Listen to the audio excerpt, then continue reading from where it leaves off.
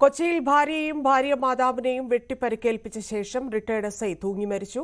ചേർന്നല്ലൂർ സ്വദേശി കെ.വി. ഗോപിനാഥാണ് മരിച്ചത്. ഭാര്യ രാജശ്രീ, ഭാര്യ മാതാവ് ആനന്ദവല്ലി എന്നിവർ ഗുരുതര പരിക്കുകളോടെ ആശുപത്രിയിൽ പ്രവേശിപ്പിച്ചു. അഭിഭാഷകനായ മകൻ അമർ ഉച്ചഭക്ഷണത്തിനായി വീട്ടിലെത്തിയപ്പോഴാണ് സംഭവം അറിഞ്ഞത്. തുടർന്ന് മറ്റുള്ളവരെ വിവരം അറിയിക്കുകയും പരിക്കേറ്റ അമ്മയെയും മുത്തശ്ശിയെയും ആശുപത്രിയിലേക്ക് മാറ്റുകയുമായിരുന്നു.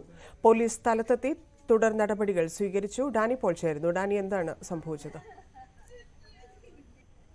ധന്യ, കഴിഞ്ഞ കുറെ നാളുകളായി ഗോപിനാഥനും അതോടൊപ്പം ഭാര്യയുമായിട്ട് തർക്കം നിലനിന്നിരുന്നു. കുടുംബപരമായ ചില കാര്യങ്ങളെക്കുറിച്ച് രണ്ടുപേരും തമ്മിൽ വഴക്ക് ഉണ്ടായതായാണ് പരിസരവാസികൾ പറയുന്നത്. ഇതിനുശേഷം ഗോപിനാഥൻ കഴിഞ്ഞ ദിവസങ്ങളിൽ എല്ലാം തന്നെ അയാളുടെ തന്നെയുള്ള ഒരു വീട്ടിലായിരുന്നു, ഇവിടേക്ക് എത്തിയിരുന്നില്ല.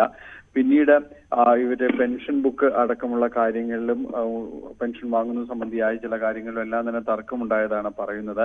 കഴിഞ്ഞ ദിവസം അതായത് ഇന്നലെ ഇവിടെ എത്തുകയും ഇത് സംബന്ധിച്ചുള്ള ഒരു തർക്കം പറഞ്ഞ് അവസാനിപ്പിക്കുകയും എല്ലാം തന്നെ ചെയ്തിരുന്നതാണ്. ഇതിനുശേഷം ഇന്ന് അയാൾ വീട്ടിലേക്ക് വന്ന് ഇവർക്ക് നേരെ ഈ ആക്രമണം ഉണ്ടാവുകയായിരുന്നു. ഭാര്യയെയും ഭാര്യ മാതാവിനെയും വെട്ടി പരിക്കേൽപ്പിക്കുകയും ശേഷമാണ് ഇയാൾ വീട്ടിൽ തൂങ്ങി മരിക്കുന്നത്.